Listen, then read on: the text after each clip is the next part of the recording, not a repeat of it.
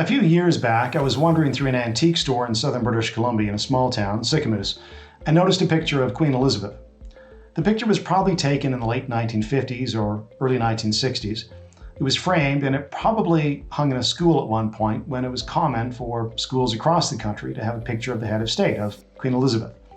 It made me think about the monarchy, and I thought about this again recently, given the commemoration, the 70th anniversary of Queen Elizabeth's ascension to the throne, and thus as Canada's head of state as well. Should we have the monarchy in 2022? There are arguments for it, there are arguments against it. Let's start with a few arguments against it. One might simply be that this is an anachronism. It's not like anybody believes in the divine right of kings, or queens in this case, and thinks that they're divine-like in their abilities. So that might be one reason to abolish the monarchy. It's simply not relevant to modern liberal democracies like Canada. Another reason, perhaps more pertinent or a little more timely these days, is some antagonism towards the British imperial record in Canada, which is fairly common these days among what I call the chattering classes. And this is the notion that because there were some wrongs done under British imperialism and the monarchy's obvious connection to the same, that we shouldn't have the monarchy. That's a second argument and should be considered. There's a third argument, which is the taxpayer argument that the royals cost some money, though this is probably more something for the British to debate than Canadians. We do have royal visits on occasion, but it is the British taxpayer that funds the monarchy by and large, including heritage sites, which they might anyway in the absence of the monarchy.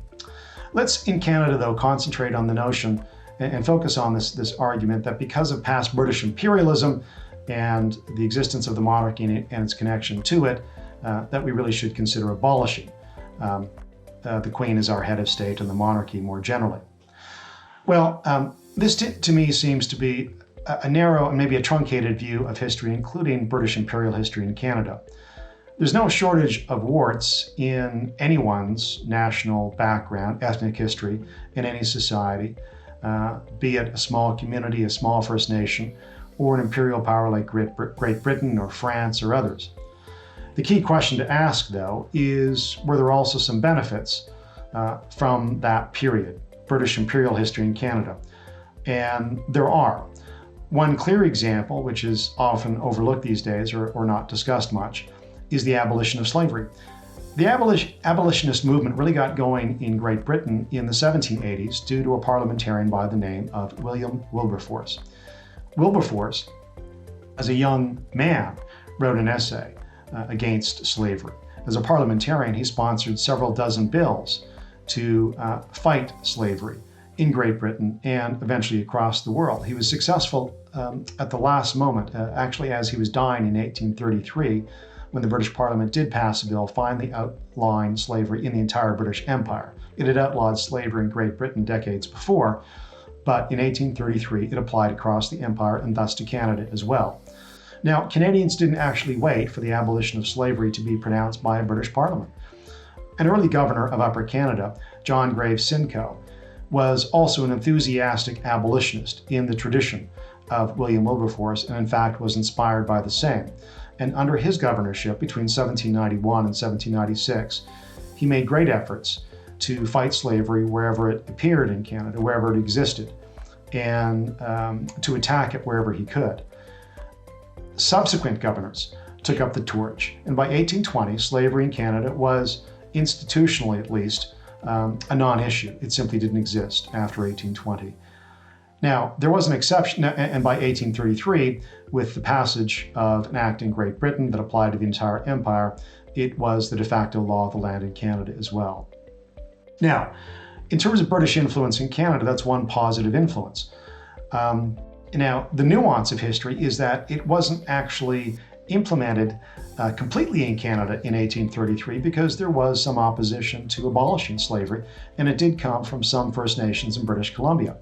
As the anthropologist Leland Donald wrote in his 1997 book on the history of slavery in the Pacific Northwest Society, what we now know as Oregon and Washington State in British Columbia and up to Alaska, Indigenous slavery had existed in that region since at least AD 500.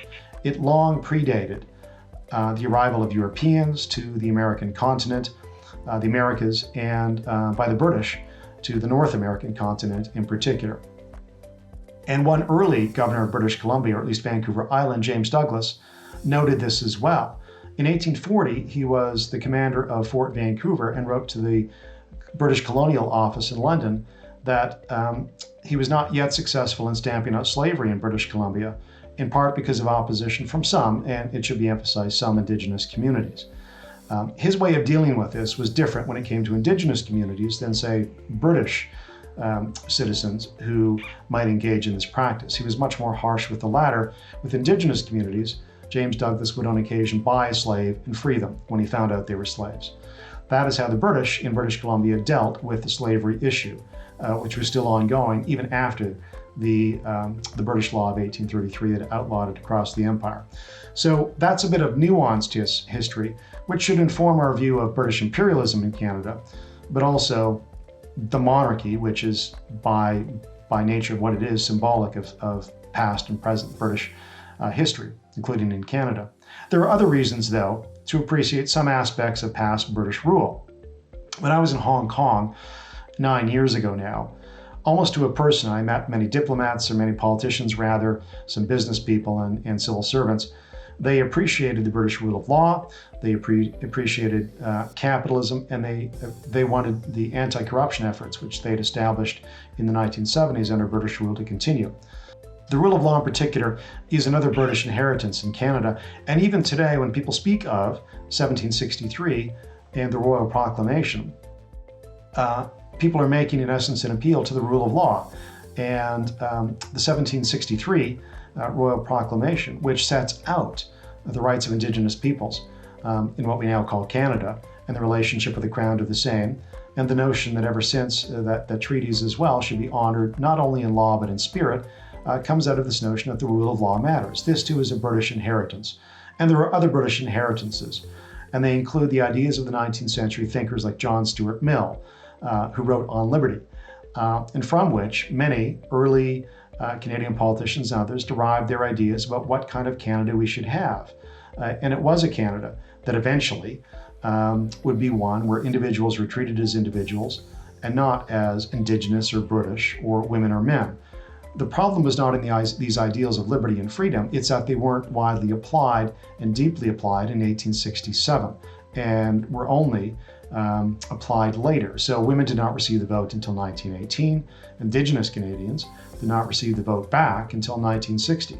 And this was a tremendous, a grievous wrong in Canadian political life dating from the 19th century. But the ideals of liberty, the ideas of equality were not the wrong ones. The ideals that John Stuart Mill and Wollstonecraft enunciated on freedom of religion, freedom of expression, freedom of the person, were the right ideals, just not broadly and deeply applied in the manner that we would have liked them to do when we look back at it today. Now, back to the monarchy. What does the monarchy have to do with any of this? Well, the monarchy is symbolic of this part of British history in Canada, and there's another reason why we should perhaps support the monarchy. And it's this. The existence of the monarchy tells us something else. Canada has been an evolutionary project. It was not a revolutionary state. We did not, the British did not, get rid of their queen or king, as the French did in 1789. They did not engage in a revolution as Bolsheviks did in 1917 in Russia and murder the royal family.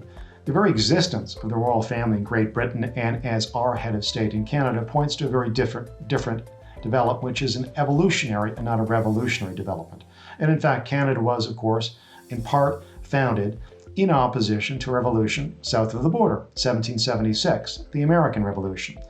And those who know their history know that the United Empire loyalists were, of course, what? Refugees from Boston and New York who fled up to the wilds of what would later become Canada and what would become the Canadian nation state in 1867.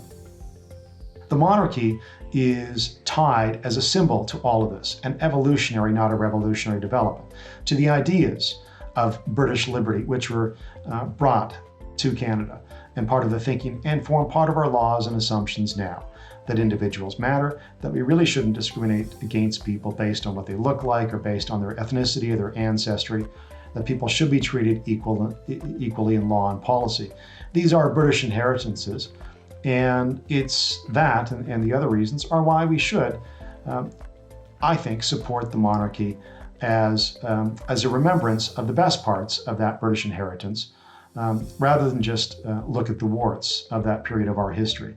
We should also remember what the British brought, and that the monarchy in particular represents the best parts of those in 2022. So a toast to Queen Elizabeth II and 70 years as the monarch of not only Great Britain, but as the head of state of Canada.